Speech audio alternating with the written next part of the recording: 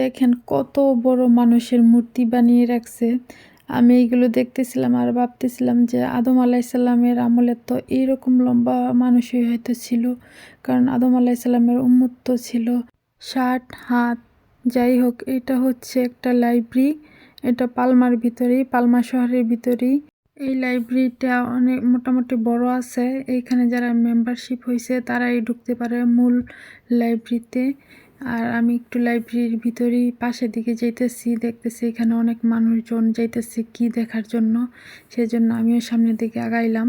এই দেখেন কত চমৎকারভাবে সাজাইছে। এগুলো হচ্ছে সব ক্রিসমাস উপলক্ষে। এই দ্বীপে আগে মানুষ কিভাবে বসবাস করত, আদিকালের মানুষ, ওইগুলোই তুলে ধরা হয়েছে ক্রিসমাস উপলক্ষে। আর এখানে বাচ্চাদেরকেও নিয়ে আসছে দেখানোর জন্য আগেরকার মানুষ কিভাবে জীবনযাপন করত, তাদের জীবন কিভাবে চলতো, তাদের জীবিকা কিভাবে সংগ্রহ করত, এগুলো বাচ্চাদেরকে শেখানো হইতেছে। আর যারা জানে না তাদেরকেও দেখানো হইতেছে। বিষয়টা আমার খুবই ভালো লেগেছে। এই তো আমি এখন বের হয়ে যেতেছি। এইখানেও দেখেন কতগুলো মূর্তি সাজানো। আজকের মতো এই পর্যন্তই। সবাই ভালো থাকুন। আল্লাহ হাফেজ।